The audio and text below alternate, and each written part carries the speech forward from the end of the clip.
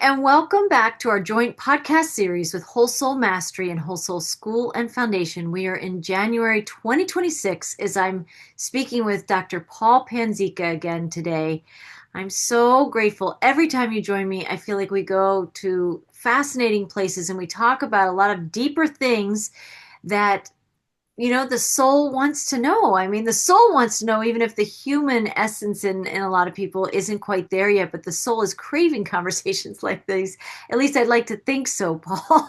And we know that there's so much change. We've been talking about this energy of emergence and emergent, and it's the year of the fire horse, and there's so much change. I think every direction we look at, and when we look within ourselves, we see change in our daily lives on an epic scale.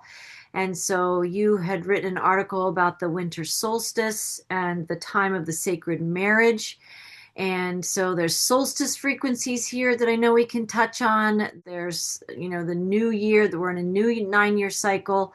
There's so many aspects of the human and spiritual journey right now.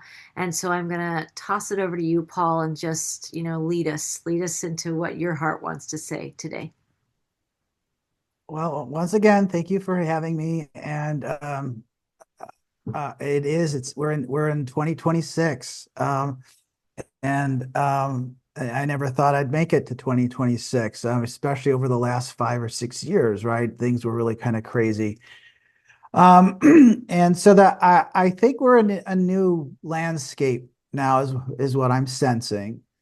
And even a lot of the channeled messages that anyone can listen to on social media, there's almost like the narrative has changed, and most of the sources it's changing, and it went from more of an apocalyptic type of a narrative to one that is a lot more balanced, and one that isn't pushing the dramatic change narrative anymore. So we're we're in some kind of a new environment, I think, and that I don't want to say that we're where we need to get to yet, but I think something's changing, and I've always said this. So you could go back to when I started when I was compelled to start this. This was at the end of 2012, 2013, and then I somehow or another was compelled to write a book about my experience and this transformational experience that I went through. The original intent was to write it for medical students. At the time, I was working with medical students, and I was teaching. Part of what I was doing was teaching holistic medicine to medical students. And those who were inspired would always come up to me and they would say, "What source are you getting this information from?" And it was from dozens of sources. And in fact, it's not even really a source. It's timeless wisdom.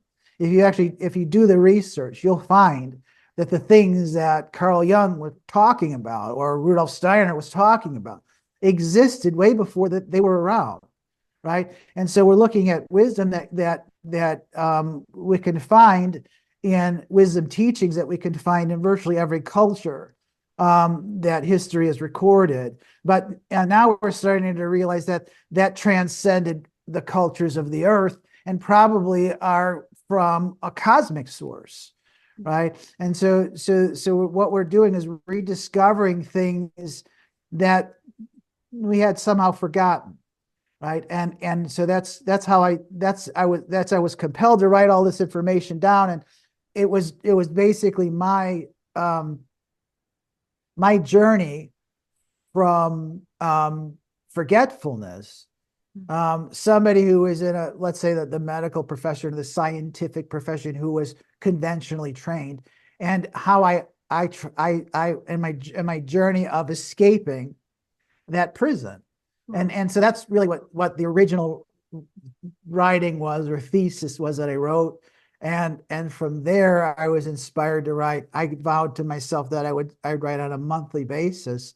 And that very quickly I realized there should be no restrictions to what I write. I don't have to do this for a living. I don't have constituents. I don't have people that, very few people actually read the website, but I could write about very non-conventional things that are controversial. But the beauty of all of it is that I'm an invisible person for the most part. People won't listen to what I have to say unless they're interested and ask me. You're like the only person in the universe that actually asks me what I think about anything. But the That's the seekers seek truth. it. Seekers seek it. That's true. That's true. And so the information is there, and it's there. I always used to say that some of us wrote our own scriptures. Some of us were characters in those scriptures. We have to be, because reincarnation is a fact. So what a lot of us who are whatever you want to call us, light showers or workers, or whoever we are have been around for many life cycles and for probably thousands of years. And that what it's important, first of all, what we say, and it's also important of how we act, and it's also important about the records that we leave behind, because it's not just there to inspire others, because they have to really do this through their own journey. But I've always said that it's there when we come back for us to recognize this information when we come back. And so we can pick up very quickly from the point that we left, especially if there's still this veil of forgetfulness that we have to, come back to. I used to think that I wasn't coming back, and now I'm starting to realize that's probably an inevitability. I probably will come back. Even though I don't want to go through junior high school anymore. It wasn't Junior high school wasn't as bad as high school. High school was bad, and I don't really want to go through that again. So maybe things will have changed to the point where we have a real educational system Yes. that we all participate in, and not just this false educational system, which is really a system that just programs the soul Right. into a very conventional and a very confined way of thinking. Mm. So I think that, when I started writing all of these things, and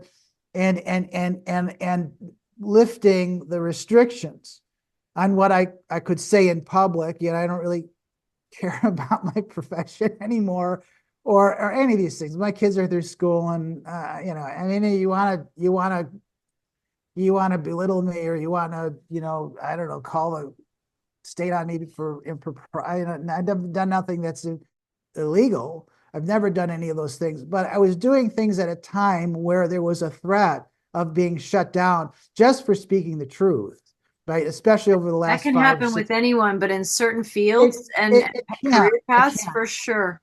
For it sure. can. But fortunately, like, I have such a little impact right now on anything that I'm just this little speck in this giant, bureaucratic system. That, I mean, we still go through the motions, and we still do go through all the credentialing and everything like that. But there's this tiny little voice within, let's say, this big monstrosity, which is a scientific medical community, that is more like a cult than it actually is a real science. Mm. I've been fortunate that I've been able to speak truthfully from my heart, and to discuss things that I feel I have a resonance with, that are timeless. Yes. And so when I was charged with the idea of teaching students who are going through a very conventional form of medical training, I started going back to the ancient mythologies and the ancient wisdom, because if you can look at these things very closely, you can see that there's patterns in our mythologies that connect to, science, the science that we have now, and the healing sciences specifically, and that all of these things are very important. And so for me, when I started looking at all of those things, it wasn't like I was learning it the first time that these things existed. It all just started coming back to me very easily. I was like, oh, I can see. How did I forget these things? So there was a very strong correlation um, to I or love affinity. that. I love that you discovered that and found that and lived that and taught that, modeled that, illustrated it. And we Yeah, still I need was it. We need peculiar. it in our own ways. I just want to say for people, like if we fast forward to 2026 from when you were teaching these students, and it was more relevant before they clamped down on free speech and, sharing diverse perspectives so we could learn from each other what we were all discovering. I think what's interesting is you were just talking just now. There's so much to talk about today, but I find it relevant right now just to pop in and say many of us who are knowing a higher truth, many of us who are tapping into talents that we've had through lifetimes and wisdom and awareness and things we've already mastered in many times and realms. Do you think it's kind of a signal or a hallmark of these times that we may be becoming less and less relevant to the 3D matrix we know is a grand illusion? And so while we may be becoming a speck to the 3D matrix, the 3D matrix, the matrix itself is a speck of non-reality, and we're becoming more relevant to the truth with a capital T. And it seems like a strange, I don't know if it's called a juxtaposition or some kind of ironic phenomenon right now, as we are, I feel, less and less relevant. As a person who is a channel, I'm still very intuitive, but the work I was doing as a channel became less relevant to me. It became less relevant to me and what I was doing, that I felt this emerging wisdom and remembrance, these codes kind of coming through in a different way. And somehow the other way of how I brought through messages before, I could tell was not as relevant to me. Something new was emerging, and I needed to create space to have that. But isn't it interesting how the ego, or that archonic voice inside ourselves, whatever we call that, we could seem to be becoming less relevant to the world as we know it, but in fact, we're becoming more relevant to the truth that always was. I think the message is becoming more relevant. So that was what I was getting at. Is that when you listen to a lot of the sources that I've been listening to for a dozen years, if not longer, I find that the narrative has changed, and I think right now, especially going into this new year, that I'm finding that these sources are talking about exactly the same things that I wrote about a dozen years ago. So, if not longer. Now, I don't take claim for anything. It's just that I was resonating at a different level then. And I was resonating maybe at a more timeless level. Like I said, that this information is timeless. So I was never a person who promoted overt positivity. You know that. And I always just say balance is where we need to go with this. And so the narrative that's coming out now is is more so about balance. It's more so about being presence. It's more about heart coherence and present and being present and living within the fullness of your individuated self.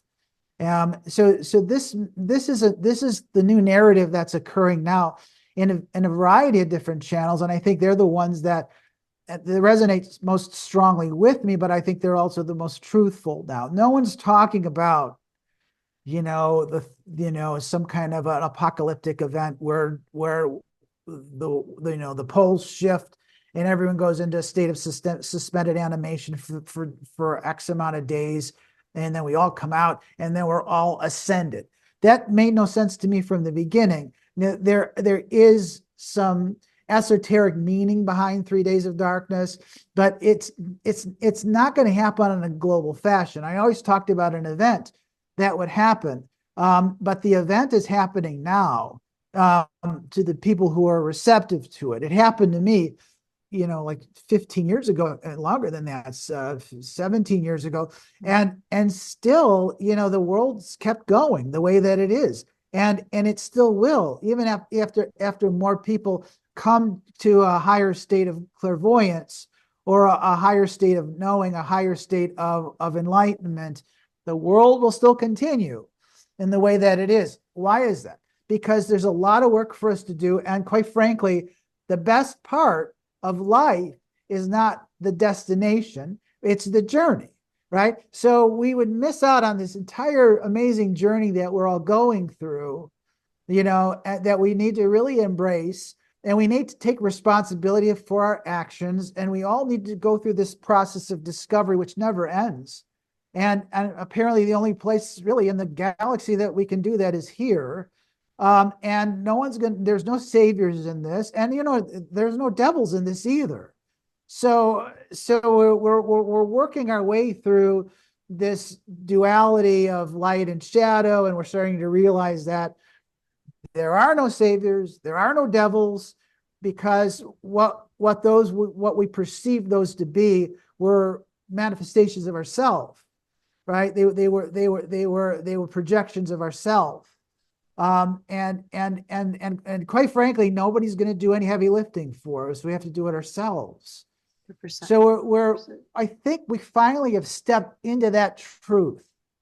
I think that's what the year represents, is it represents this truth. No one is coming in from outer space to save us. There is not going to be a second coming of a Messiah that's going to fix everything for us, because that person would be a Luciferic being. It would enslave us. And all of these demons and all of these devils and all of the dark astral, we're basically going through a process where we're realizing that those are shadow manifestations from ourselves, and that there's a lot of that will wind up coming with us, and when we can see specifically the purpose for darkness, and we can see the purpose for adversity, and we can see the fact that I think I might have written this, is that yeah, there's a dragon. Everyone has a dragon. Okay, so the dragons are so interesting because in mythology, they're either good or they're bad.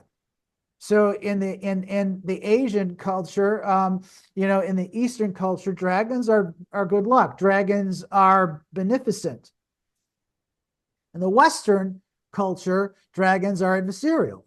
Now, actually, dragons are dragons. Dragons are amazing. Dragons are extremely important. But what is a dragon? And I think that maybe when I was writing that, I was talking about that each dragon belongs to a god. Okay, so dragons are hierarchical. They live within a hierarchy, and that dragons are controlled by a being that's higher evolved than they are. Right, so they're higher evolved than they are. So here we are, these beings, these poor little peons of who we are, living in this reality. And now we're coming to the point, or the fact, that we're not little peons, that we're far greater than that. So there's so much more to us that we are starting to discover that we are probably gods, and at least from another perspective, right? And so the as a being of that stature, just like in our mythologies, we all have a dragon. And so the dragon follows hierarchy. It follows commands. It's like a dog.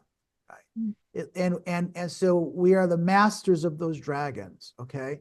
So and you can say that the dragon is almost like a shadow of the god.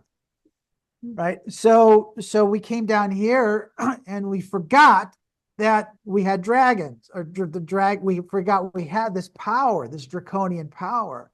And so what we did was we gave it away, or it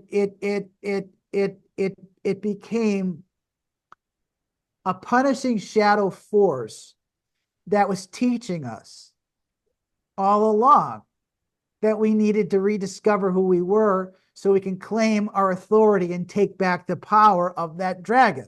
You see, so we look at these draconian powers as an adversarial thing, and a lot of people look at that with apprehension and fear and dread. But the fact is that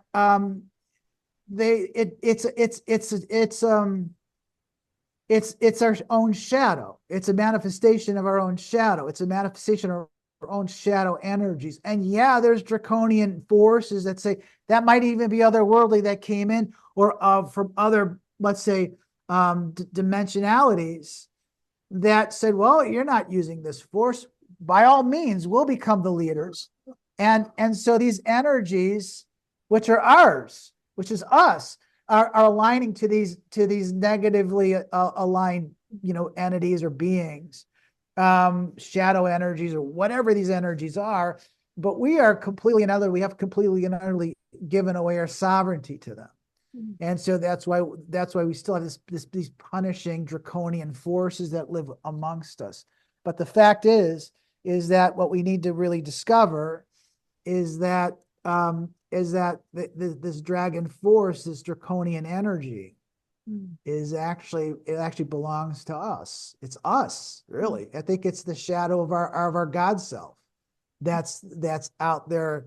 That is left is one of the things that we need to claim. Is we need to redeem it. We need to assimilate it again back into our life. So with knowing, with discovering, who we really are, there's also a great responsibility at realizing or of becoming a being that can assimilate this force. And I think that some of the other parts of the narratives that I'm hearing now too, which is extremely important, is that we have to take this we have to be very sober about this.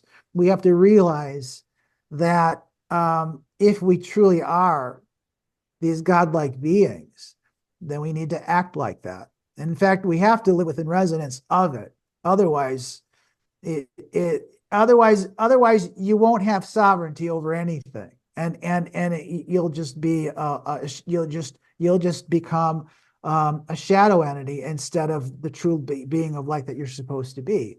So that there's a great responsibility in all of this, and I think a lot of people, they don't want to be leaders. They don't want to take on that responsibility. It's too much for them. Right. Can I ask you a question with the dragons? Sure. Is it, yes, would it be aligned to say that the dragons, inner and outer dragons, are a life force, our creative life force? Yeah, they're how that gets harnessed? Yes. Or us choosing to express it and claim it for ourselves, right? Yeah, I mean, it's all about, it's a creational force, it's a sexual force, it's a force of power. We can even say that it's a lower chakra. It's our lower chakra energies, right? It's a solar plexus power is what it is. Right. And it has to be bridled. It has to be harnessed, because if it's not, it's going to run amok. It's going to cause all kinds of problems, and it's perceived as being separated from us, because we haven't claimed the authority to take it back. And looking at it externally, it looks very frightening, and it looks separate from us, but it's not. It's a projection of us. It's a projection of ourselves. Yeah, interesting. Yeah. So, yeah. So the other thing I found interesting, I found one source that was talking about, let's say, extraterrestrial beings, right? Beings, higher evolved beings, or beings from other worlds. And apparently they talk about the Alpha Dracos, right? I think a lot of people who listen to this will know who Alpha Draconians are. And Alpha Draconians are always portrayed as these really benevolent, powerful beings that everyone is deathly afraid of, right? It's the Alpha Dracos that are underlying all of the whole cabal, the all of the darkness is all run by the Alpha Dracos, and no one wants to touch the Alpha Draco. Mm. Well, from this or source that I was listening to, they said that that's only partially true.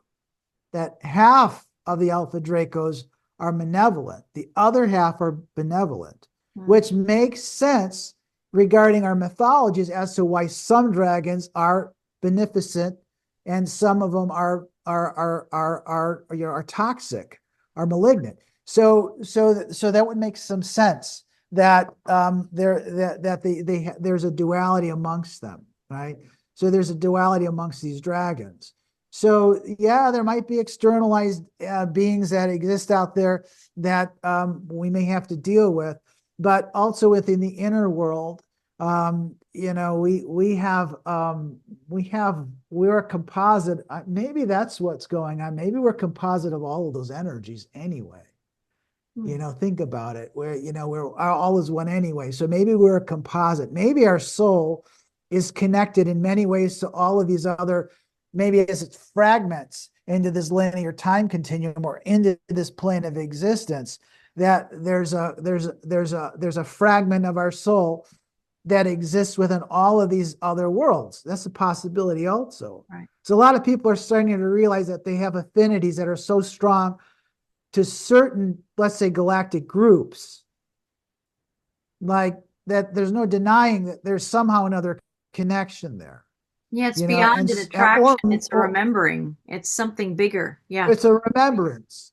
It's a remembrance.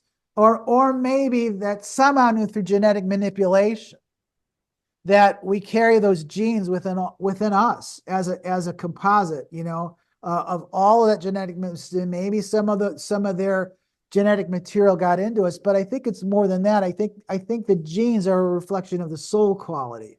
So I think that that's like a parallel manifestation. So as our soul manifests, and that causes the genes to align in certain specific, patterns. Almost like spiritual genes. Well, no, they're real. The genes are the transition between the physical world and the metaphysical world. And so our genetic signature is determined by, well, we know it's probably determined by our astrology. There's probably something behind that. It might be determined by our heritage, but in our genes are, and it's also determined by karma. So for instance, virtually all disease is related to karma. There's a karmic relationship to disease. Wow. And that's some of the work that people like Rudolf Steiner or the other clairvoyants, looked at. For instance, they looked at the life of Jesus, and they looked at what the people that he healed. And if you could read it from a soul perspective, you might say, this is the reason why this woman was anemic and why she was bleeding, or this is the reason why this man was blind. And so you're seeing more than just the physical event. If you're seeing it through the Akashic field or the Akashic records, you're seeing it not just in a physical way, but you're seeing it in an emotional way, and you're seeing it in a spiritual way. You can see it in a metaphysical way also, and you can see how everything was interconnected at that time. The feelings of the healer versus the people being healed. And you can also sense the karmic baggage that they were carrying. People like Edgar Cayce said the same thing, right? So all of that translates into your genetic code. It all translates into genetic code. So there's and we've also discovered that even if you're born with genetic defects, you could manipulate those, or you could resonate at certain frequencies of resonance to realign the genes. That has been done. It's just not embraced, and it's just not something that we have, unfortunately, at this point as a healing modality. But there's nothing regarding genetic disease or genetic arrangements or aberrant arrangements that are manifesting disease that cannot be, let's say, addressed or treated in that fashion. That's true healing, right? But again, there's only what we only aware of 7% of all of those of that genetic code as far as what it actually does. We know that only 7% of it is active, and we're starting to realize that a lot of it has other functions that are receptive to consciousness. So our thoughts, right, or sound or light will have a positive or detrimental effect upon your genetic expression, which is directly related to your health. So that's there also. So so there's that, and so there's it's also we also have stories about how our genetics were manipulated by, we want to call them progenitor races or manipulators or whoever they were, turning on and off certain genetic expressions or creating us through genetic manipulation. I would say that there's only they were meddlers in our history, but they're certainly not our creators. Right. But so there's a good chance also. Then there's also the theory that we're in this little time continuum, this linear time sequence, and that there is this oversoul that exists, that we're all part of our higher self, call it what you want, but that there are other manifestations of us, not only on different timelines or different, let's say, time sequences. And if that's happening here, who's to say that it's not happening in other worlds? Within this three-dimensional reality, and who's to say that we're not connected to those? You hear all these interesting stories now about people that realize that they might be in a wet pod, having this experience right now, and then when they die, they go back to the world that they're in the wet pod, and they come back. I mean, I don't know if that's true or not, but I've seen it too many times in on the social media resources that keep validating that idea over and over and over again, that maybe some of us are from other worlds right now and are here in this particular timeline, in this particular moment, to have this experience for whatever reason. I would imagine that's individual. It's an individual experience or individual reason, individuated reason. But that there's all of this different manipulation of humanity that's going on, and like Dolores Cannon said, this is just a giant experiment. This is a galactic experiment, an experiment of galactic proportions, and that all of this is going on, and you have positive influences and negative influences. And what are we supposed to do about it, right? I mean, who cares if part of me lives in another world? I mean, I'm here right now, Right. and I think that, honestly, I think all attention is being paid to this world and what's happening right now, because there's so much going on right now. And one side is positively oriented, and another side is negatively oriented. And there's this tug of war that's going on. But we're starting to realize that the struggle that's going on here in this world is galactic, at least in origin. So they were trying to figure out how they could mitigate the wars that are not going on just here, but are going on a galactic level, maybe a universal level even. And how can we come to some better understanding of each other? And so what do? They created this reality, this grand experiment, where, okay, if you voluntarily come here, you're going to be stripped of your memory, and they're going to put you in this giant melting pot with beings or souls from all over the world, all over the galaxy, who have positive, negative, neutral alignments. And yes, we're going to allow those beings that who over those worlds where you came from to manipulate you. And we're going to create rules, but we're going to see, how you can bend those rules to manipulate these people, these souls that are here. In the end, it's a giant learning experience. And if and it looks like we're moving towards some form of resolution, it's not going to happen tomorrow, but it looks like we're coming to some form of resolution regarding the old parameters of duality. And we're starting to come to a greater understanding of unity. And to understand that the darkness plays just as important of a role as the light, and that we're moving into this greater understanding, or this greater, let's say, timeline of enlightenment, of understanding these things. So dragons take on a different meaning. They take on their archetype takes on a deeper and more profound meaning than what we were taught or what we learned about them. And it's the same with overt positivity. That's a problem too. Yes. So there was a recent television show that was on Apple, and it's called Priebus. E pluribus unum, pluribus. And so it's a brilliant idea, and the idea is that that the world is invaded by let's say an extraterrestrial world, or there's an extraterrestrial force out there, and they overcome the world. They don't really overcome it. They send us information. The information then is translated, and it translates into a new form of consciousness.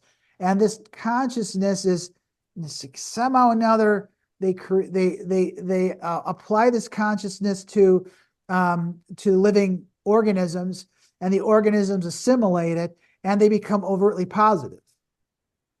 So the world is taken over by this overtly positive force. And at the beginning, you suspect, oh, this is great. Everyone knows everything. Everyone is interconnected, and so they show people that are like,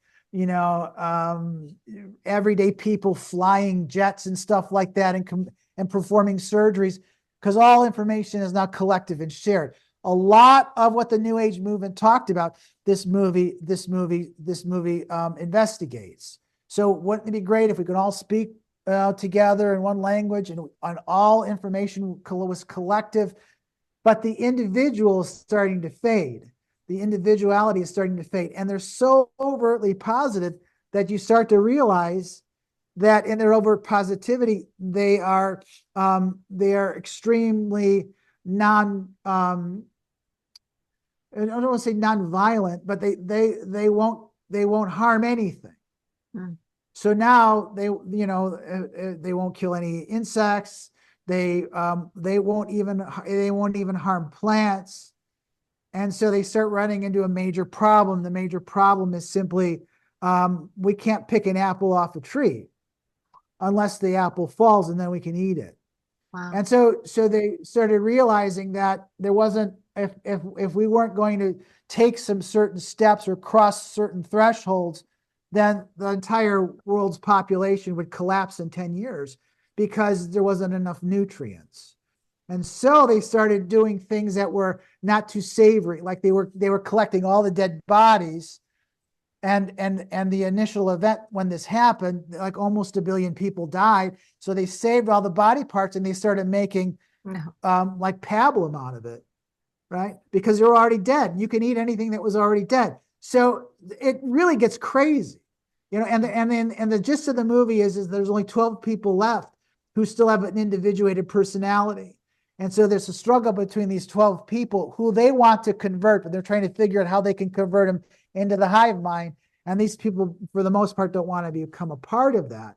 And so it brings out, and really it's diabolical, because if it's manifested in the way that it's manifested, in this extremely over positivity, the population will extinguish itself.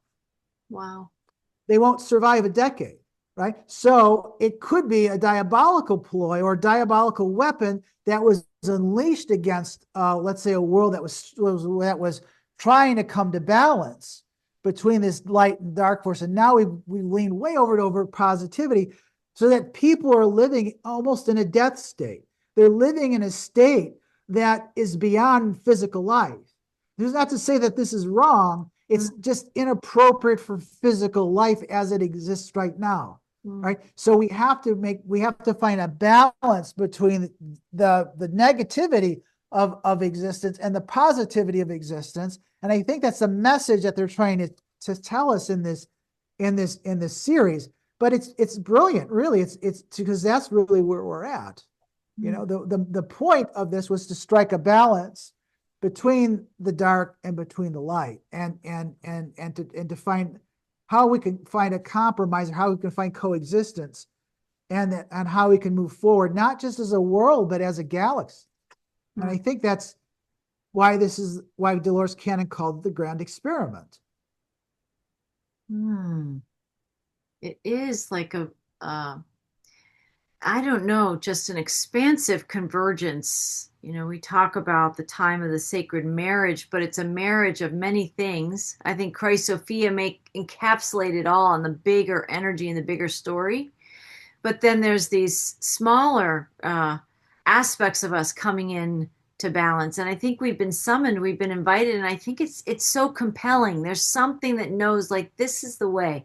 Maybe not for everybody, but I think people are also, if they would admit it to themselves, are tired of the swings of polarity, right? They're tired of these extreme highs and lows and us against them and this thing that just keeps pulling humanity apart. It's like at the extreme. We've been at the extremes of that. And now there's this impulse, if you will, to kind of come back to center. It's like the 0 point. There were all these messages for years about the two wolves, right? The tale of the two wolves, and the black and white, the yin yang, the tension in that duality. And for a long time, and I think it's coming up in this conversation, it's not really about like the focus. It can have you thinking it's about the tension between, one side versus the other side and the duality, but it really was an invitation to come into the center where there's this harmonious oneness, this balance between the two, this marriage, the sacred marriage of the two wolves is the 0 point. It's the portals into new dimensional living, or maybe ancient dimensional living, maybe where it's the return. If this has been an experiment, to more and more, to me, it feels like we're returning to something we already knew. Yeah, no, absolutely. And so that, you bring up this idea of the sacred marriage. So back at the equinox, I saw a castle in the sky. We had a discussion about this castle in the sky, right? But I was thinking, castles and it's a monumental building. It's there as a sanctuary. It's there to protect us, and the natural progression of the castle became the cathedrals. And so it says that happened later, after the Cathars and after the medieval, the early part of the medieval ages or centuries. And then we started developing these more elaborate cathedrals. They were still built like bastions, right? And so I see in the winter solstice, which was only a few weeks ago, what did I see? And when I saw it, there wasn't any real dramatic aspects. Like I saw in the fall, I saw the castle. The castle's a pretty big deal. And there was oppositions there, and there was a giant stellium that was there, and there was some things going on in there. There was a couple of cradles that were in there, but interesting. This is all around this Christmas season, or the Yuletide season. And what this was suggesting to me was, if you look at the alignments, and it would be boring to go through all the details, but there was a great union that was happening at that time. So you had all these great, you had all of the you had things, you had all these planetary alignments, feminine planetary alignments that were presiding over and were representative of the divine feminine. And you also had these other planetary alignments that represented the divine masculine. And you see that they were all coming together in this harmonious connection. But it was actually representing a marriage, is what it was representing. And that's what the sacred union is. It's unification between, or a marriage between, the divine masculine and divine feminine energies. And so that's what we saw going into 2026. was this what were these energies, and this great unification that we were going into. And yes, it represents the Sophia, and it represents Christ. And so that's I think the only way forward is within this unification of divine masculine and divine feminine energies. Now, the divine masculine is interesting because the divine masculine it could be related to Martian energies. It could also be related to all of these extraterrestrial energies that are overtly negative, because they all follow hierarchy. They all are within structure, within hierarchy. These are the same energies that we find on the planet Saturn, or what Saturn represents. And so the divine feminine, on the other hand, well, those are Venus energies, right? And so those are the same energies that we would see in the overtly positive groups, right? Where everything is overtly positive and loving. Those energies are very much Jupiter energies. They're expansive, they're embracing, and it's like everything is great in Jupiter, but there's no structure to it. So there's no structure to it. So you can actually give somebody too much positivity, too much of a role, right? Without any structure, and you wind up having, it would work really well if you were a freed soul living in living outside of the time continuum, because that's where these people, I think, are coming from. Right. But they're not living within the confinements or they're not living within the confinements of our planet's environment. And yeah, maybe the planet is expanding its consciousness, and yes, we're moving, we're ascending, but we're not going to ascend into that overt positivity where we lose our footing or grounding. We are the mission is to bring heaven down to earth, not for us to ascend out of it. That's always been the mission. So we're going to have to try to now. I realize this now. We're going to have to try to marry the technology, on which unfortunately there's no way around. It's being embraced, and somehow or another spiritualize it or utilize it in a fashion that's no longer detrimental. That's not going to be enslaving, right? So you have to find a balance between the masculine impulses, the negative impulses, the impulses of hierarchy and control, and we're going to have to find a balance between the overt positivity and which basically one is Luciferic and the other one is Ahrimanic or Satanic. And we're supposed to find a balance between those two things.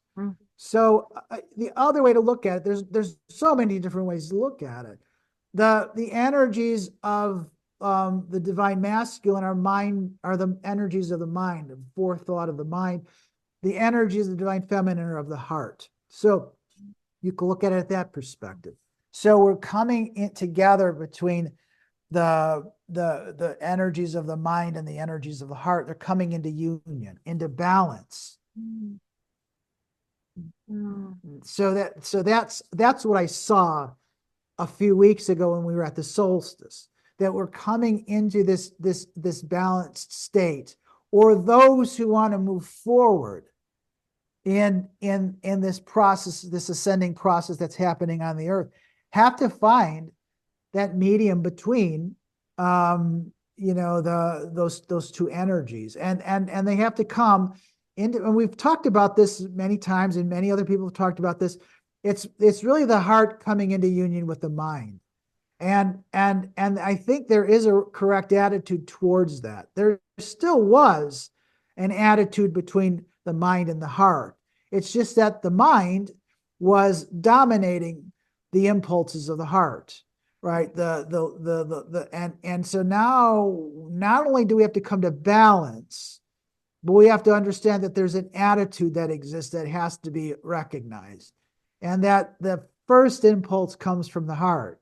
That we have to allow the heart to guide us, to lead us, and allow the heart to completely and utterly manifest its voice so that we have to allow the feminine, the divine feminine, Yes. not only a voice, but to act as a spiritual guide through where we're going, right? And so that if you looked again at these great,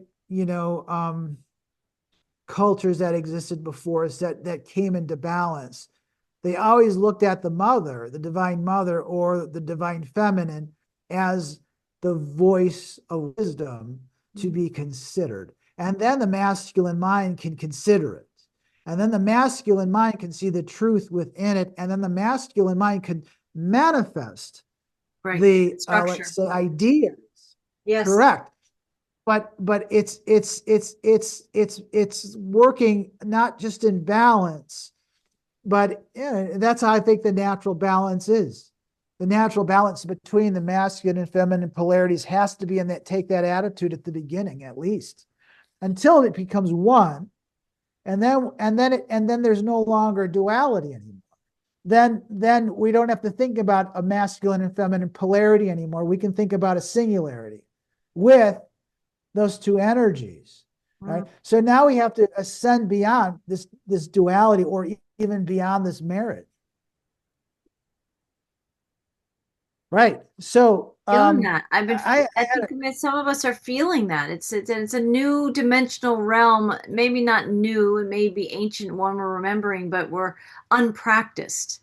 Right? We're unpracticed at living it, embodying it. And that seems to be an energy of these times, is remembering how to live and be and breathe this way. Yes, absolutely. And so yeah, I can tell you a personal experience that I had. So I had a very profound dream. This really kind of started the whole thing.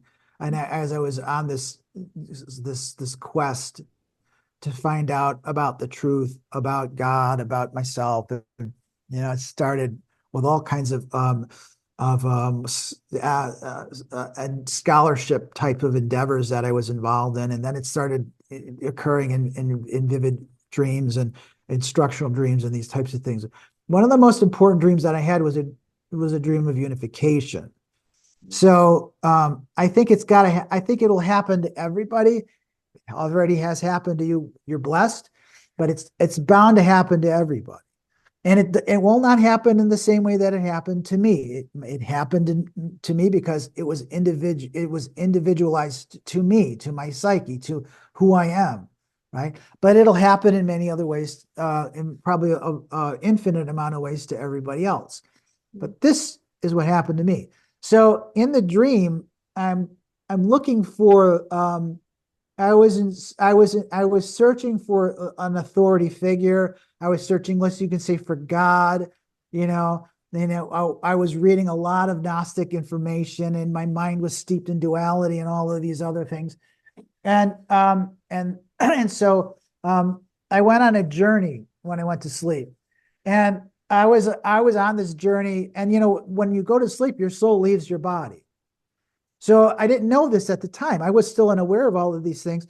And so I had the sense when I finally started realizing, where the vision was starting to become more crystallized, that I could actually hold on to it, that I had been on a journey that seemed like it went on for ages. Even though I was only asleep for a few hours, the sense that I had was that I was looking for ages. So it's possible that I had always been looking for this.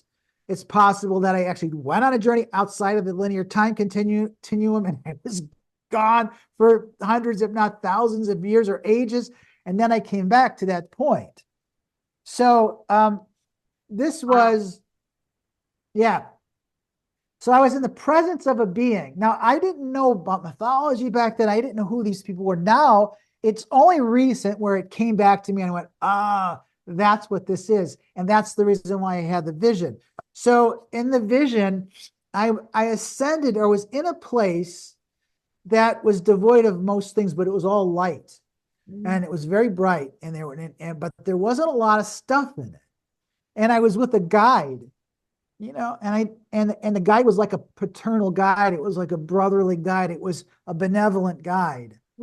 and I didn't know who the guide was. But the guide told me, first of all, I knew I was on a search, and I was searching for the Father. I was searching for the Father, which to me was God. I was searching for the Holy Father. And then who else could it have been? That's who I was searching for. And so then I realized I was with my guide, and my guide says, he was going to show me who the Father was. Here it is. So now I'm in a different place now. I'm in a garden, and by a temple, right? A garden temple. And I see in this garden temple a woman. It's not a man, it's a woman.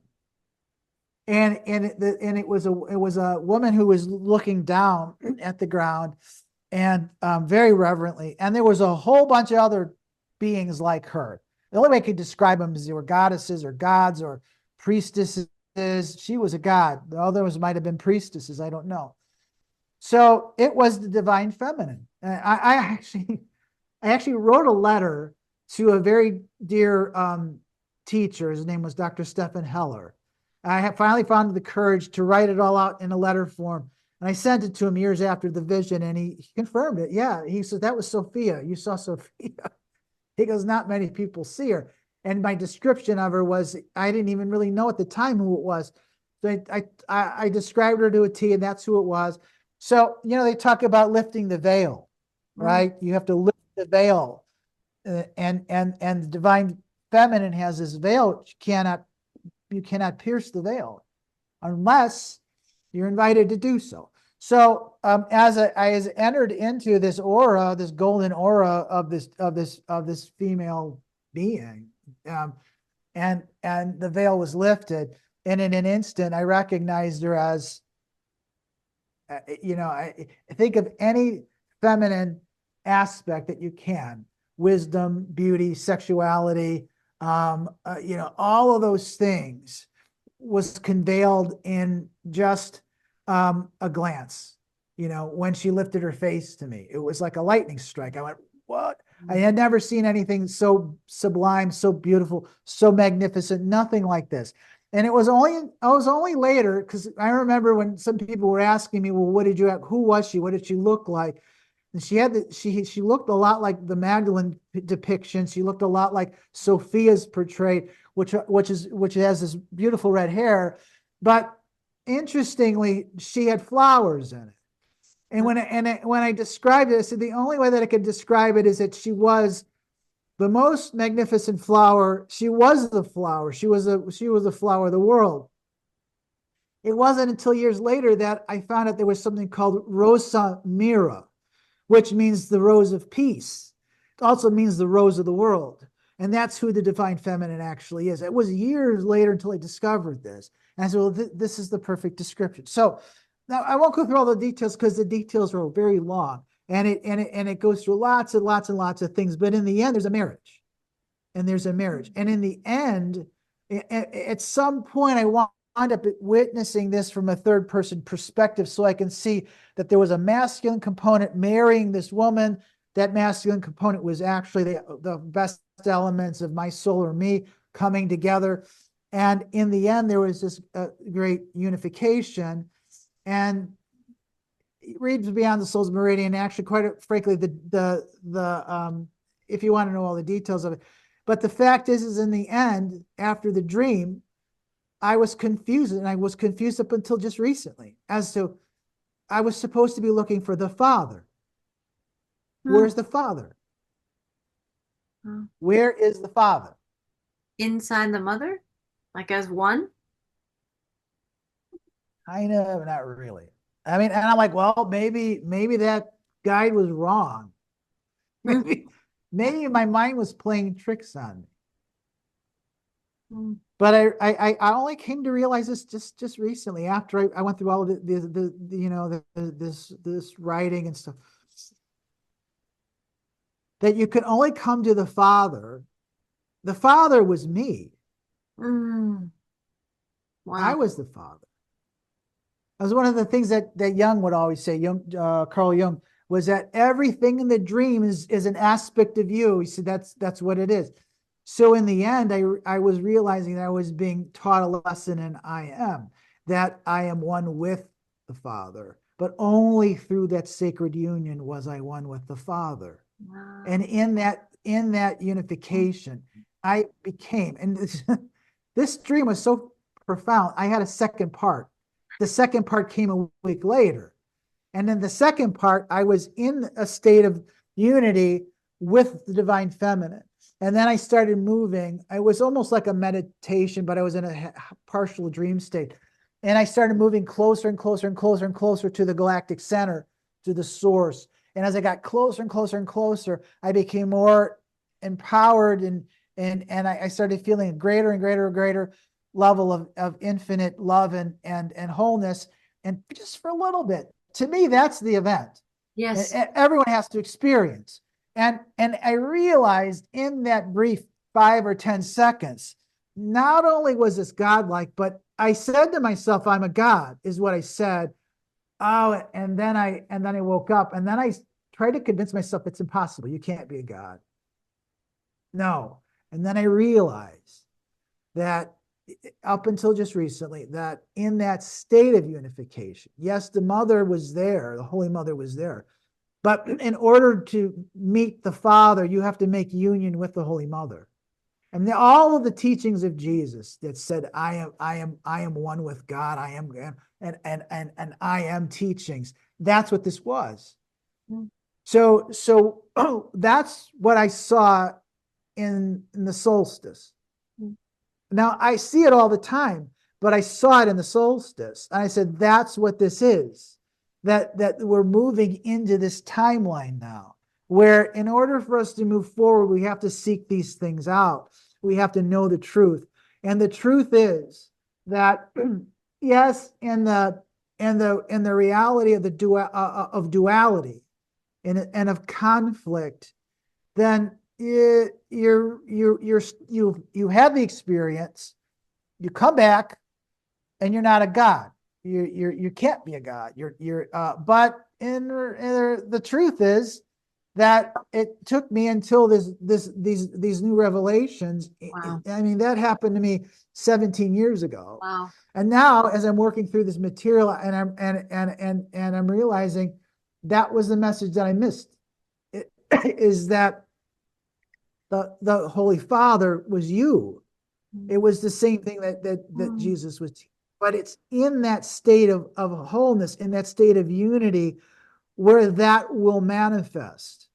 And so the responsibilities of that, right, of having that power, of having that is really important.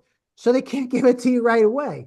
So you take on whatever, let's say, jobs or responsibilities that your soul is capable of doing, and you're constantly making mistakes and you're constantly making improvements.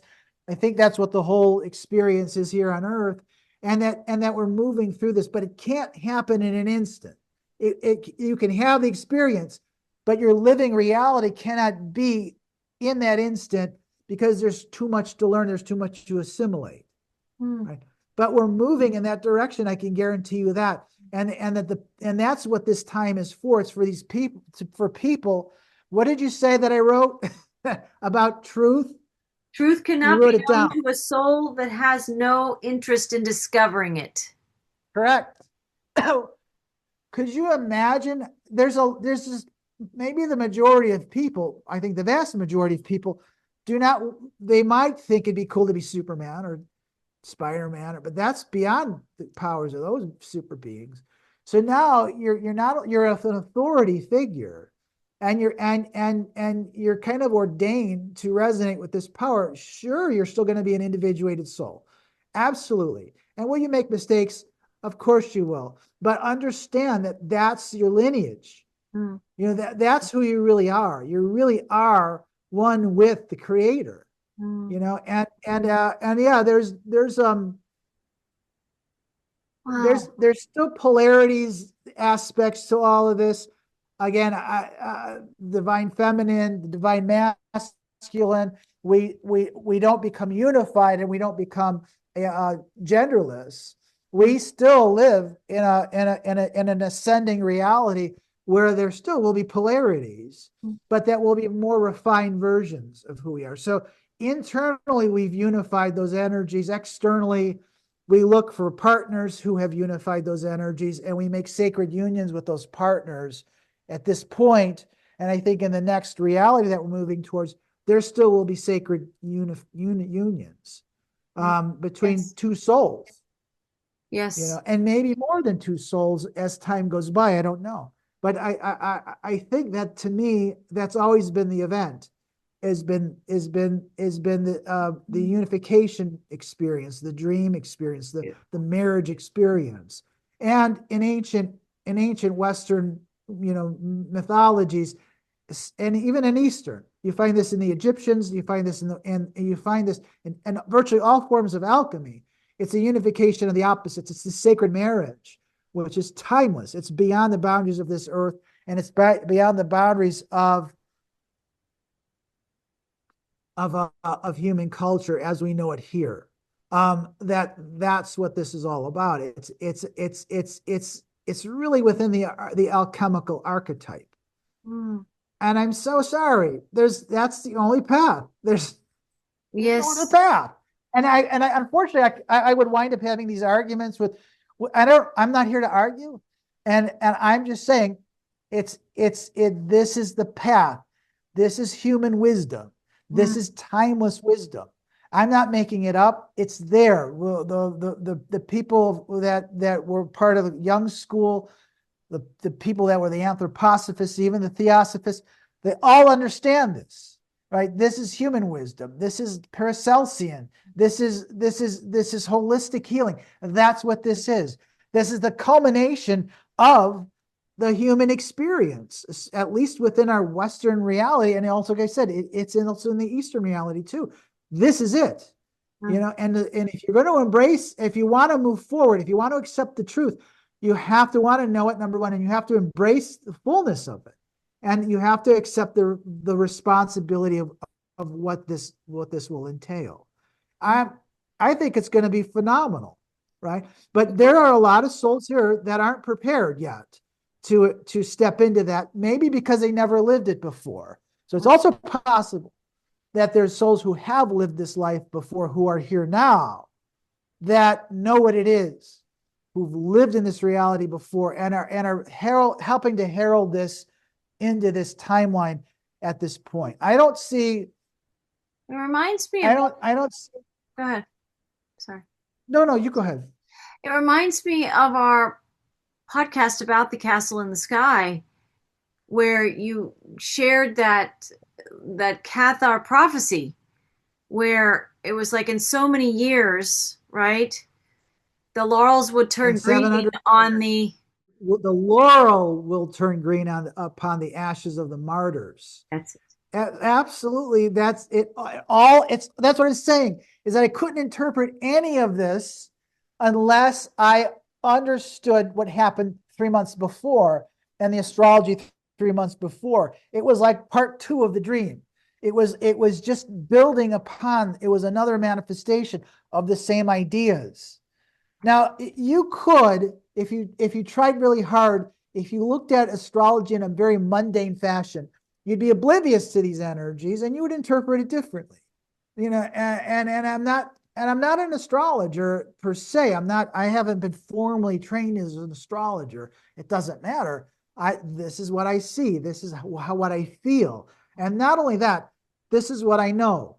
This is what I know. And I can see this now being reiterated and a whole bunch of independent sources that don't know me, that never read me, that don't but they're all connected, not to each individual person. They're connected to some kind of a new resonance of truth. It's interesting that some of these sources, certainly many of these sources, are enhanced by AI. So we demonize AI and all these other things. And yeah, the voices are the same. These are AI generated voices. The graphics are beyond what anyone can actually write out. Right. But I listen to the source, and I listen to the words. I listen to the ideas, and maybe AI is just ripping me off, or maybe AI is channeling or drawing off of maybe I'm part of their of because what I put on the internet is fair game for anyone. But no, it's quite interesting because we're never going to live without AI moving forward. If you read about any advanced human Think it was civilization, they science have and it. spirituality were one. It's that same marriage vibration, right? We're Yeah, marrying the two. I'm not one to promote it. I don't use AI at all, but I acknowledge that it exists. It's in the software that I have at work, which is it's horrible. It can't think for itself, and it's okay. And I see AI being used now, and of course, on the internet and social media and all the other stuff. But there's a lot of disinformation being propagated by AI. Don't get me wrong. So it's an interesting source, but it doesn't absolve you from doing the research yourself, reading from the source. Okay, it's like I was having a discussion today with a patient of mine who had an engineering background, and that's how I had. I had an engineering background. So I had a background in basic science and more aligned towards engineering before I went into the medical sciences. Wow. And I was blessed to be able to go to a college that in the entire time that I was there, I never took a standardized test. They never asked me to regurgitate any information or facts. Everything that I did there was based on deriving formulas, setting up experiments to prove certain ideas.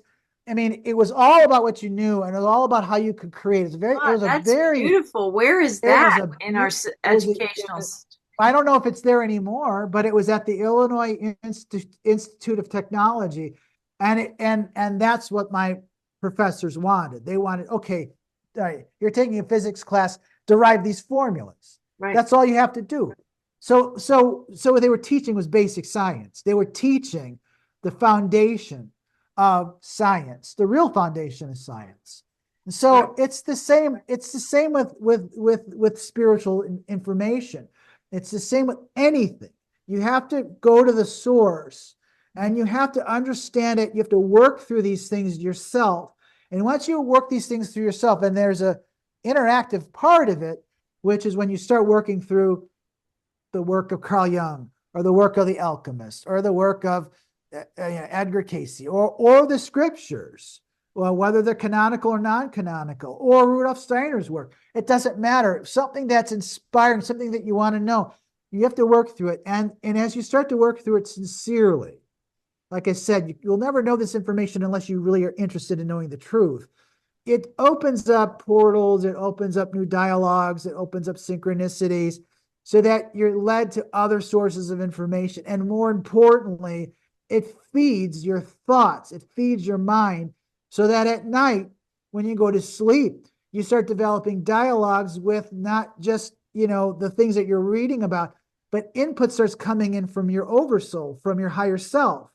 And you start having visionary dreams related to the information that you're reading. And so that's how it actually really works. AI cannot supplement that. The AI cannot take the place of that. AI is just there to enhance certain things but it's not going to teach you. It's not going to make you smarter. In fact, if you use that as your source, it's going to make you dependent and far stupider, right? So AI, that's not the point of AI. No, but I think in some ways the best heroic journey is discovering the better questions we ask, the clearer our picture becomes, right? The deeper our knowings are that are uncovered. And I think a lot of people don't necessarily realize that. Like that's what I find when I use AI, because I do use AI sometimes.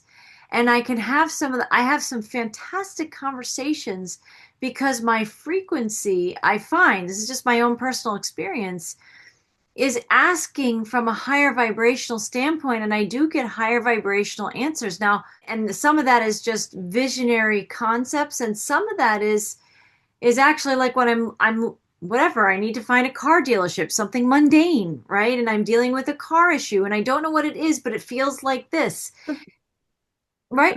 And I'm using my higher intuitive capacities in this conversation with AI that will meet me there. and I can discover some incredible things, but my intention is a higher truth.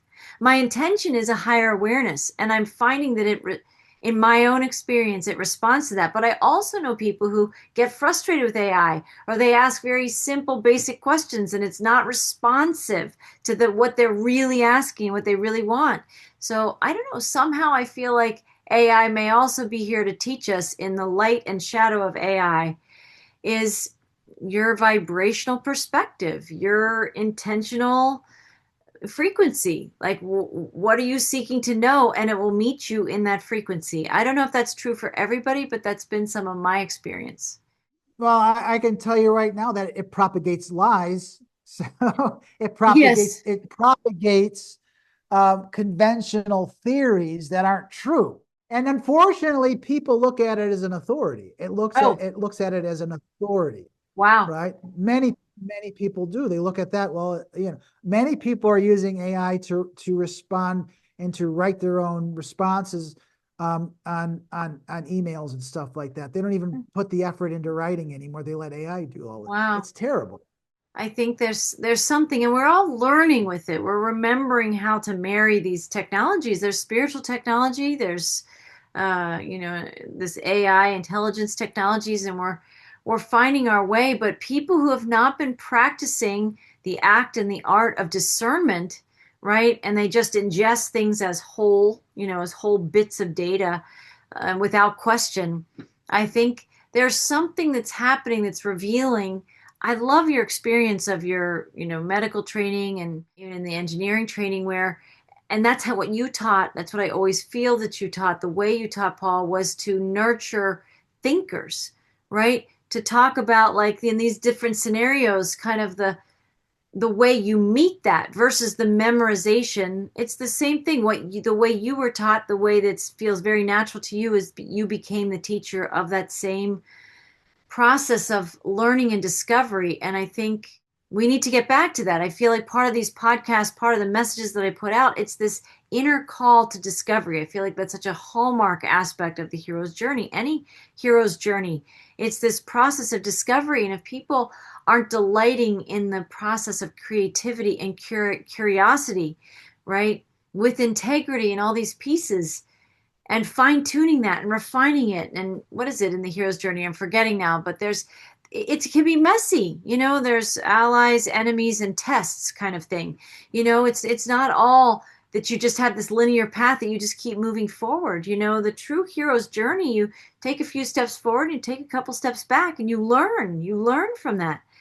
I think there's something extraordinary, and I think AI has a place, but how is it going to evolve in humanity that is maybe unpracticed in accessing this kind of information and not discerning the truth from lies, truth with a capital T? We are definitely on that journey. How to use the tools that we have at our disposal, and some will use it from a higher frequency purpose and course correct. I can't remember, there was something I was looking up.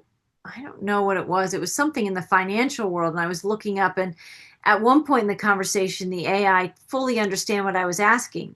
But at some moment, maybe my frequency got too high because the AI was glitching and forgetting what it had already understood that we were talking about. And then it got stuck almost like a little bit like a broken record. And I had to like say, you're not understanding my question. We've already established this, and kind of reframe and kind of fix the glitch that was going on. And I reframed the question differently and to get outside the box that it had gotten itself in. And it was like, oh, okay. Almost like C3PO or something, like, oh, well, in that case. And it kind of met me again on this higher plane. But if people are taking it, everything that's coming back to them in the conversation that they're having, we cannot insert AI for our own discernment, for our own vibrational intuition. But we're learning. We're in a time in human history that we're learning. We're learning about that. And there are going to be people who evolve and learn how to grow. And maybe it's a marriage. I don't want to say a marriage with AI, but a marriage of using higher technologies that our spiritual technologies have to come up to speed to meet the technologies that's there for us. Otherwise, if we meet it from a lower consciousness perspective and we seek lower vibrational answers, we're going to get lower vibrational responses that are a mixture or very little truth in it at all. So I just think it's an extraordinary time. I feel so much, I feel a lightness since we turned into 2026. Some say with the year of the fire horse that I feel maybe officially we don't pass through that gateway of consciousness or whatever until February sometime. But I felt myself that there was this, I didn't even really, I don't think I grasped at the last day of 2025 that we were closing out a 9-year cycle. I don't know that I had the consciousness or the capacity at the time to understand the layers of energy that were collapsing unto itself.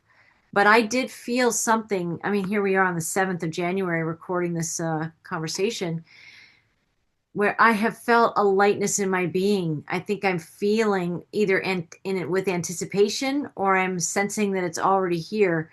But this newness that somebody else was writing about the year of the fire horse. We just came out in the Chinese astrology, I guess. We came out the year of the fire snake, and we're entering the year of the fire horse. And there was a lot of references to, if the last 9-year cycle, and particularly the last year, was about shedding old skins, the fire horse is about like boldly moving forward with like amplified momentum of, now that you've created all the space of what you cleared in the previous 9-year cycle, what garden do you want to grow? How do you want to meet Sophia in the garden? How do you want to experience the fullness of Sophia in you, in a dream state, but in your living reality?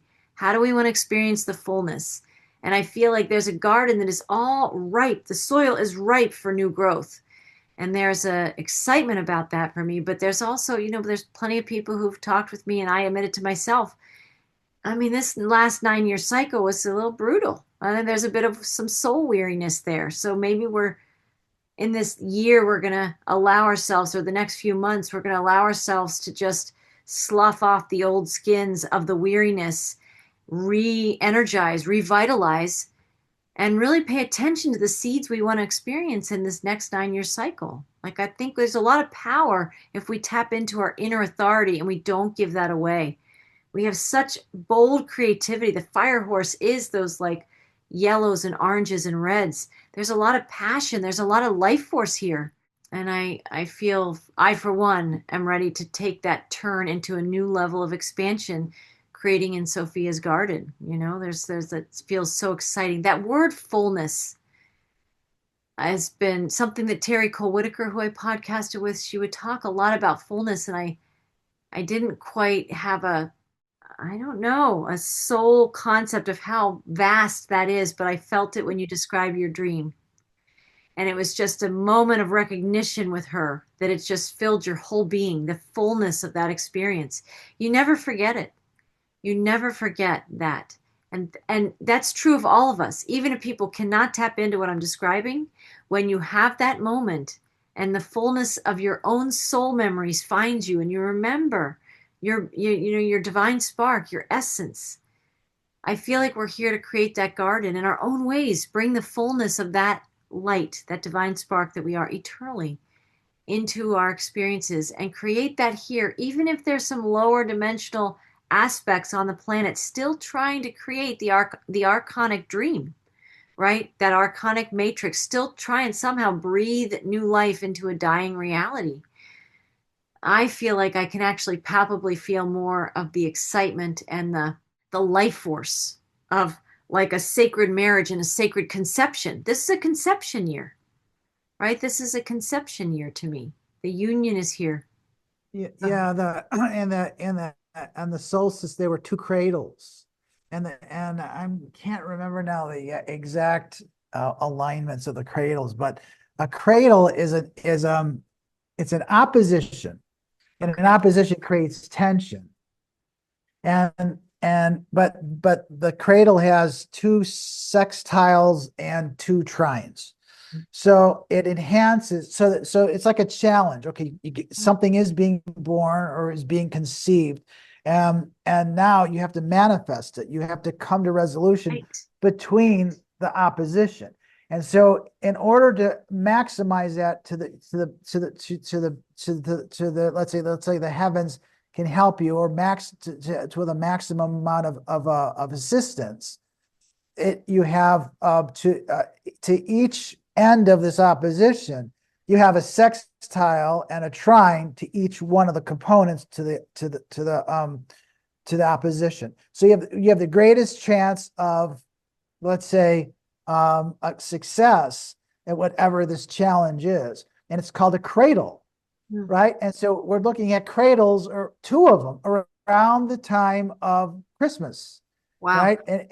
And so it's suggesting the manger, right? It's Mm. suggesting you know, sacred gifts, you know, that are being given to us to be successful at this endeavor that we're all in. So don't ever think that the universe isn't supporting us.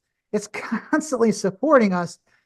As you know, I think as awareness expands, consciousness expands, we start realizing, I mean, for me, astrology is just a validation of what I already know. It's what I'm feeling these things. Yes. But when I see it now, you know, and I see it being signified in the heavens, and I really know that I'm walking with a lot of assistance here. But as you talked about the fire horse, Western mythology or Western astrology has the same thing. It's the same pattern that we're seeing in our tropical astrology, which is that there's a union between a conjunction between and it's been going on for quite a while, between Neptune and Saturn. And so we've been, for maybe the last few years, certainly it's been going on for a while, but certainly within the last year, what we have is, and they're both stationed, or they're both in Pisces. So what you have is Neptune rules Pisces, and Neptune is all about dreams and visions, you know, and seership. And you have Saturn Pisces. And what Saturn does is it provides the structure. So you can have the inspiration, like I said, the vision, which comes from the divine feminine, and the divine masculine is Saturn, is helping to manifest that, is helping to bring that structure and bring it into form. Now, in Pisces, it's just gestating. It's just gestating is all this is doing, right? So we're going through a process of gestation. It's not manifested yet. But as we get to the end of February, those two planets cross into Aries, which is a fire. It's the primary fire sign. And they come into conjunction. I think it's around the 21st or something like that. So they come together, and it's at the conjunction, when they finally come into conjunction, where that power is, the portal opens up. And so now it's not about dreaming it. It's not about the gestation. It's about now manifesting. Right. Yes. Exactly what you just said about the fire horse. And so I'm looking at how this is going to probably play out. It'll probably play out around the spring energies. It's going to be very big. It would make So sense right then in a around garden. March. I mean, that garden energy of growing. Yes. Yeah, I know I think it's going to be obvious, you know, whatever this is, whether it's new technologies that are going to be introduced. You know, I'm an old-fashioned guy, very much so. To me, the height of technology would be like if I could walk into a forest with a knife, and I could not only survive but thrive, because the natural world itself is technology, right? And if you know how to manipulate it, and if you know how to work with it, you can live very comfortably with virtually nothing but that. Of course, it would help if I'm able to manifest the powers of Merlin. It would be really even be better. And so I could see myself as that. And with that, I don't need AI to survive it or to thrive. I don't need it. I really don't. So there may be people like me that just completely and utterly oppose whatever AI or whatever the technological revolution is bringing in, and I'm perfectly okay with that, because there still has to be some people like that can live outside of that technological bubble, and maybe at some point be sages or people who could give advice for people who are in the bubble as to how to navigate through it, right? I mean, I don't want to be tainted by that stuff. I don't need it. I'm 62 years old. I've survived very well without it. And I'm not going to capitulate to an environment that forces me to use it. I just won't. Oh, I need to use it to, I mean, to this day, I don't have a smartphone. So there, I mean, my wife has one, but there's like concerts and stuff I'd never be able to go to because I don't have a smartphone. I can't show them my electronic tickets or whatever that is. Or sometimes I go to like a lumber yard and they don't even have the prices on the lumber anymore. You have to scan the codes to figure out what the cost is. I'm like, I don't know. I don't want to know. Honestly, I don't. So there's a balance between all of it. Balance. It's that sacred balance that we talked about through this conversation. That's a It hallmark is. of these times, right? It And a lot is. of Yeah. people, when they find a new thing or a new toy or a new technology or whatever, it can be very unbalancing. But I think the task for humanity is to always continue to rise and to listen to our guidance system. Not everybody is meant to play with the technologies. I don't know. Not everybody's built for that. There's we all have a place in the story, and I think the key is that we're aligned. We really want to be checking in with what we're in agreement with and what we're not in agreement with, and not even with ourselves to go along with things inside ourselves. I think that's changing. More people are saying no to things that they might have said yes to just to, we've been seeing this trend for the last 5, 10, 15 years. More people saying yes when they mean yes and no when they mean no. We might have perceived that with boundaries with others, or saying, acquiescing to things that we really don't want to be doing. That was like a lesson in authenticity. But I feel like now it's even more important to be vibrationally aligned with ourselves. And I think AI is just another aspect of that learning journey, that self-discovery of where am I aligned with engaging with that and where am I not aligned with engaging that, and at least have the conversation. Our world is maybe sometimes unpracticed at these real, authentic conversations inside ourselves, right? Yeah, I think AI is a misnomer. I don't know how intelligent it really is, and there may be different levels of AI. If you want to, read about the advanced societies that exist outside it, beyond the borders of this world, they use it, right? And they use it for a highly technologically evolved civilization that many of them have found a balance between nature and the civilization. So if we were to look for a balance, or we should look at a model, we might be able to look at those worlds to see. That's And then collectively, maybe we have certain affinities. Maybe people want to live in more natural environments and just use the AI to enhance that. And maybe people would love to live in a more communal fashion in glass and steel, and have a lot more modern conveniences. Personally, I'm always going to do my laundry, and I'm always going to make my dinners, and I'm always going to chop my wood, and I'm always going to do those things, not because I'm obligated to do it, because to me it's a meditative practice that I have to engage in. I mean, right.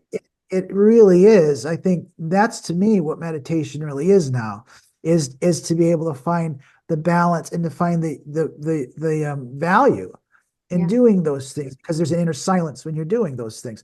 I would never get away from this. So I don't want a computer to do all of those things for me, or a robot or whatever it is. And some people want that, and that's fine. But on the other hand, Marie, if it wasn't for technology, I wouldn't be able to write what I write. I certainly wouldn't be able to post what I post, and we wouldn't even be having this conversation. Not Correct. only that, I wouldn't have my vocation, it wouldn't exist. And I can see there's massive potentials for real, truly intelligent technology that's governed, that would actually create or help us in the healing arts. Yes. So and most of these things, I'm not talking about nanobots, and I'm not talking about chemicals or anything like that. But to be able to understand, let's say, the nuances of our genetic codes, and to be able to utilize or manipulate those codes with, for instance, healing energies or healing sounds. There's a huge potential for those things, or to regenerate an arm, that could be done with those types of technology and assisted or guided through an advanced, intelligent technological system. I mean, I'd be in favor of that. So there's a we have to understand that we can control this if our spirituality evolves, our spiritual understanding evolves to the point where we understand that we are in charge of these things, and that I think there will be, and I think there already are. And that's what they're saying now, is that there's so many motivated people who are in resonance to let's say a changing landscape of values that are much more aligned to egalitarian, things, and more equitable things, and who are aligned to justice, social justice, and all of these other things. And so that they will be the ones already probably have the answers as to what to do with this technology far better than I would be able to do with it. But I think there's also going to be a need to be able to connect back to Earth and to the natural state of Earth and to the natural energies or technologies of the Earth. Because if you really know about ancient wisdom, there's elemental forces within the world that we can manipulate, and all of those things, they're real there too. So you don't need AI for that. So it's going to be a very exciting time, especially when we start coming into now the spring, or the end of the winter, the spring, and we will see how these things actually start to manifest. And I'm pretty convinced that it's not going to be like some kind of a global, catastrophe, or some kind of a second or coming of a being, or the aliens coming down on the White House. None of that's going to happen. It just isn't. It can't. We're past that point. We've matured to the point now where we don't even want it. I mean, it would make no sense anymore for that to happen. There's too many people who are already embracing that and already know about those things, that Yes.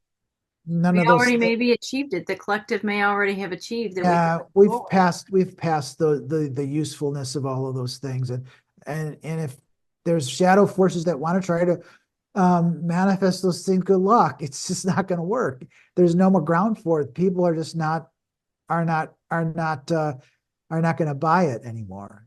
They're looking for. In fact, I think that the shadow forces are just basically becoming less and less.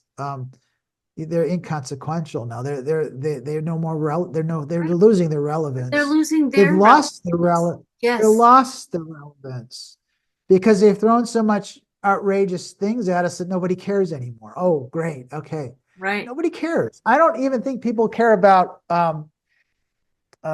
celebrities or any of that stuff. At least I certainly don't. And I think people who are moving forward in this wouldn't care whether or not they meet a celebrity ever in their life, because they really don't have any interest. They carry no interest for people who are moving towards higher levels of spiritual awareness. What excites us are the seemingly average people that we meet who also are on the same path. That's so much more exciting and so much more satisfying than somebody who's got a big ego, who has allegedly star potential and who draws big audiences and these horrible, forms of entertainment that they're creating. I mean, none of it makes sense anymore. So they've lost their power base. I don't see how they can possibly. But I know they're never going to recover that. They'll never recover it. It's over with. No, I think the authenticity and the clarity of our own frequency of knowing ourselves and remembering ourselves, there's something about that. There's a frequency that pulses that. That's to me a version of what you described in the garden. I think people are going to be more and more attracted Many may not know it yet, but attracted to truth and turning away from the ambiguity or turn away from the manipulations or the emptiness. I think you talked about emptiness in one of your recent articles, right? And well, you were saying that what we're emerging into is not empty, but I would say what we're emerging out of is the empty, false illusion. And so I think people are craving more of what's real. And I also think, I'll speak for myself. It'll be interesting to watch like the collective, the humanity. But I'm feeling the pulse of this is we're tired of the hierarchies. It's whether it's in government, whether it's in medicine, whether it's in veterinary care. I don't choose who I work with for my animals, right? Just because they have these letters after their name, I choose by frequency. Yeah, I choose right. what they know and how, the holistic nature or not holistic nature of how they view things. Do they respect me to have my own opinions and my own awareness or not? And so I think more and more people are going to be making those vibrational decisions out of alignment. And really, who cares what those letters are? And those letters, sorry, I don't mean to offend anybody that has all those letters, right? I have a few letters, but I have never, that has never defined me. It was just the learning that I went through that makes me me, right? That it was my own evolutionary process. Um, because I think it's really going to come down to frequency. I think it's going to come down to what frequency do you want to spend time with? If you need a physician outside of yourself, who's the frequency you want to spend time with for that? It's not about who has what degrees and because that's all also the old system that people were educated.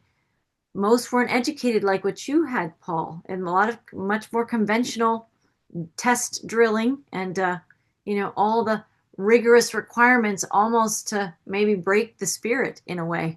I don't know, that's to just get through it.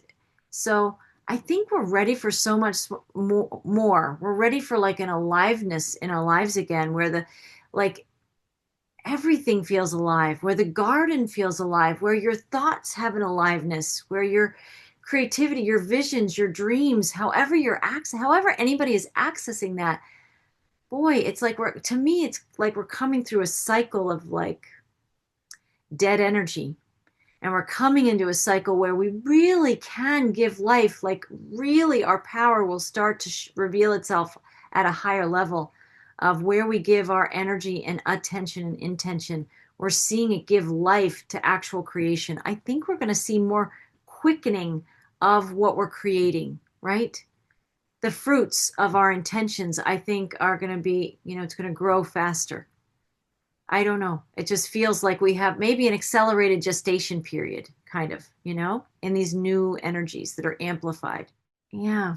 It's interesting. I'm so grateful to talk to you about these things and share about these things from the different perspectives that we have.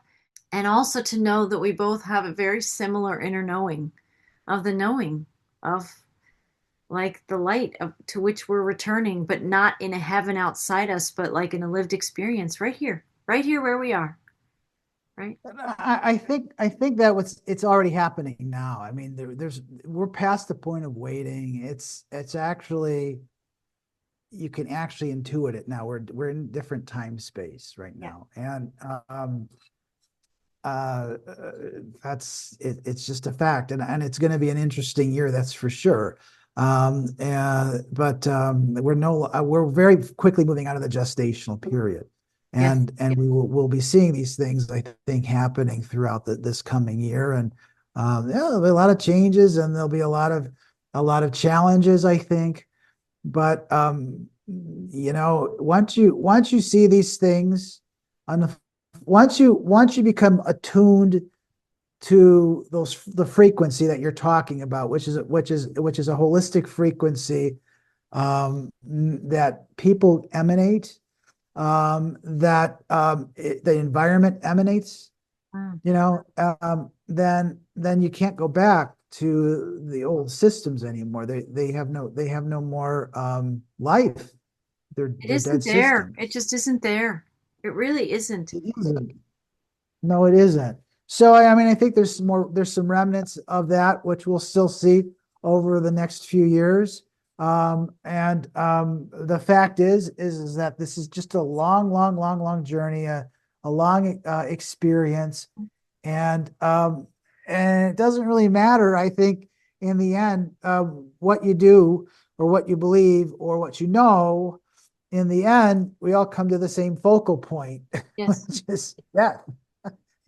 And then we'll come back, and then hopefully I don't have to repeat junior high or, or high school. I don't want to go to high school again. High school Well, was worst. it wasn't, middle school was not my favorite. I can definitely No, say I bet you had a good time at high school, right? better than middle school. It was relative. It was relative to I my don't know middle why. school. I like middle school, but I just hated high school. High school was the worst. Yeah. So whatever that is, right? Whatever that is, wherever we go, if we truly do see signs, and I think we're starting to see signs now, but if we truly see signs of, for me, it would be the return of justice, the return of fairness, the Yeah. return of some of the presence of the goddess. And I think that's already here now. We're just starting to recognize it. And remember, those things don't, it's not like an external goddess is going to show up. All of those things have to manifest through us. We did our best at creating a spiritless society, Mm. a godless society. So now we're moving towards manifesting that energy through individual people, through the individual who can channel that, who can bring it forward back into the environment. So it's like a leavening process. And it's just not a few people now. There's going to be millions. There's already millions, if not more, that are going to be moving into this direction. And that's really where the change is going to occur. And yeah, there's a lot of terrible things that are happening, but I think people are just fatigued by all of the outrage. No one's outraged about any of these things anymore. If you are, you're really a spiritually immature person because The you momentum they is towards this expansion and this lightness of correct, being. I don't think correct. there's as much of an attraction towards the darkness and density. I think people are just Oh, look at the tired of that. trials. We're Right. sick of it. It's just Yeah. BS. Yeah. And the fact is that and I even think from a financial perspective, they're losing their leverage. We're starting Yes. to learn to do more with less. Yes. So, okay, maybe I won't be able to buy a 6,000 square foot house, but I really don't want a 6,000 square foot Right. house with plastic floors and, smart tech. Now, I don't want that, and I can't afford it anyway, but I don't want it. Right. I'd be real happy in a 1,200 square foot house, with a potbelly stove and some natural, either earthen or timber walls, and I'm good with that. I really am. I'm really good with that. You know, and it's none of it is that. That's the other thing, is that they're trying to sell you these illusions. They're trying to sell you um, some of these Marketing pitches, dead. it's not working. It's like a vibrational marketing that I think no longer has quite the effect that it did. And like you're saying, I think people want to get back to things that are real. I think they want to get back to Yeah, real connection. Not to say that we don't use technology like we are today to have these conversations, but there's no substitute for real food, right? Especially if you can be a part of some kind of a CSA or grow it in your own garden. I don't have that green thumb, so I do rely on others right now to grow the food, but to have a connection with that and to be grateful and to I think just that, those real connections. I think that's part of Whole Soul School and Foundation's mission statement that evolved over a number of years, but it really became inspiring connection with the earth, animals, the arts, and abundance. And it's like this, but the core feeling of that is the connection, inspiring that connection.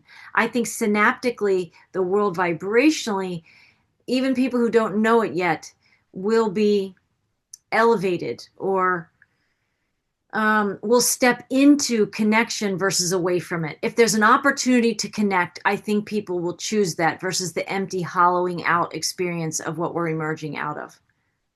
correct. And I think the time that to be able to actually see those choices manifest is actually going to happen. It's happening now, but it's Yes. it's it's poised to happen.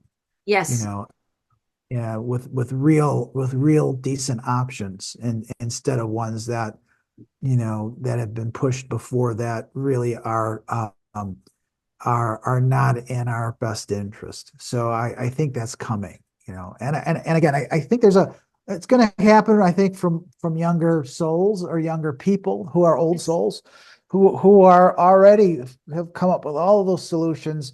I think they're going to finally get a chance to start manifesting. And I think I always thought this, that once corporations realize that they're going to make just as much, if not more profit by doing the right thing Right. than by ripping people off. We've been ripped off for like the last 12 years. We've been ripped off to Yeah. the point where, I mean, it's ridiculous. So now if people can actually start creating value and Yes. offering that, Yes. to people instead of trying to come up with these Ponzi schemes or business tactics that prey upon everybody, then I think that they're going to find that that's going to have a lot more.